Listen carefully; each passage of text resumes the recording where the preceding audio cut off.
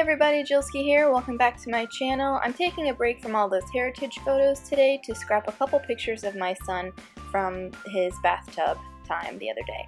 I'm going to use some of the poolside collection from Crate Paper to get these two photos scrapped. I'm going to preface this whole thing by saying it wasn't until the middle of this layout that I realized I was subliminally channeling Jen Scow. She has a new series up, and like halfway through I realized that I was taking inspiration from her. So I'm going to go ahead and link her channel below so you can check her and her new series out on her channel. So what I'm doing here is just pulling out some of the poolside scraps that I had. I originally thought I wanted to use this Chamel piece of paper, I think it's called Baxter, as my background, but I ended up going back to a piece of white cardstock. I'm going to map my photos on this aqua colored vellum that I picked up at my Michael's. I thought that it tied into the water really well. I didn't have a plan for this page. I kind of, just kind of went with the flow, and, it only took me 31 minutes, I think, to do the whole page, but I really just needed a break from all of the super old photos I've been looking through. So I'm using the cut apart sheet. I cut out this phrase that says lifeguard on duty, and this yellow block that I end up using for my title, it says my sweet sunshine. What I was thinking about when I was scrapping this is, I'm using the poolside collection that is pretty themed on a couple of photos that were not taken at a pool.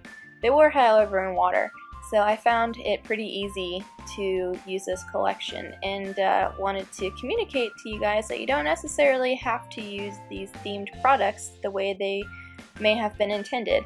And then I realized, oh, Jen Scow is talking about this very same thing over on her channel. So I used the pool paper. I think I cut it down to a 4-inch strip, and I'm anchoring the layout, or the photos rather, onto that block. And then this piece of paper is from Crate Paper's Journey collection, but I had it in with my poolside papers because I really like those Swiss crosses on the red. I thought the red went really well with the collection. So, like I said, I'm just kind of winging it. I didn't have a sketch or anything. I really didn't even have anything in mind, not even a title, when I sat down to make this page. So, I also wasn't sure where exactly I wanted the photos. So, I started to realize I needed to think about a title, so I pulled out those Craft Amy Tangerine thickers, which I don't end up using. I pulled that hello banner from the chipboard sheet, which I thought I would never use, and that ended up becoming part of my title. So I'm using that yellow cut apart and the banner, so my title comes out to say, hello, my sweet sunshine. I also pulled a few more of those plus signs from the poolside chipboard sheet, and a few other things I thought I might be able to use that weren't super pool themed. I thought that float was cute, but it didn't really work with the page, although I did want to put something in that area. Those diamonds I thought would work well, but I didn't want black on the page. I didn't really like the bright gold, and so I quickly put those away.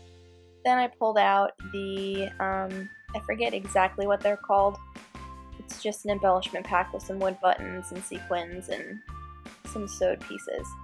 So I go ahead and put the red cross up at the top next to where it says lifeguard on duty, and then I realized that before I move any further I need to get everything stuck down. So I skipped through that, and here I am. I put those crosses across the page, and I pulled out another piece from that cut apart sheet to tuck underneath the banner. Next up, I get my journaling down, and I really didn't have a story per se to tell with these photos, but I wanted to capture this moment in time. So I'm really just writing about how, at my son's age, he's now sitting up in the tub by himself. He didn't like it at first, but, he's slowly getting his balance and branching out, whether it's grabbing for toys or splashing the water. So I just kind of wanted to document that, because I'm sure I won't remember it, in a year. One of my girlfriends just had a baby, and looking at the newborn, I'm realizing you know, it wasn't that long ago that my son was a newborn, and I'm really glad that I scrapbooked those days because I certainly don't remember them. So I pull out my A Beautiful Mess stamps and I stamp Everyday Life at the bottom, and then up at the top I go ahead and stamp the date with my Dear Lazy Roller date stamp. I put that pink plus sign down at the bottom just to create a triangle with those 3 embellishments. And then I realized that I need something in the bottom left hand corner because it was a little too heavy on the top right.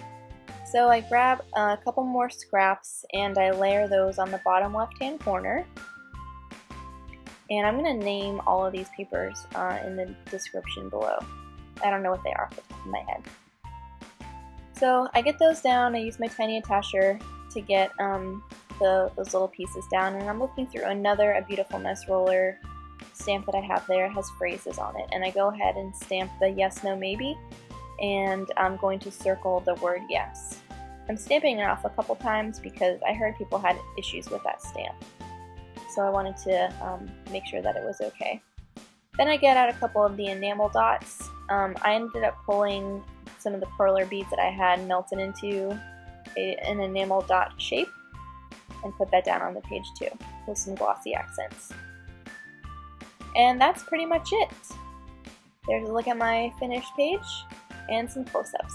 Thank you guys so much for watching, and be sure to tune in this weekend when I have another installment of my Heritage Scrapbook up. Thanks!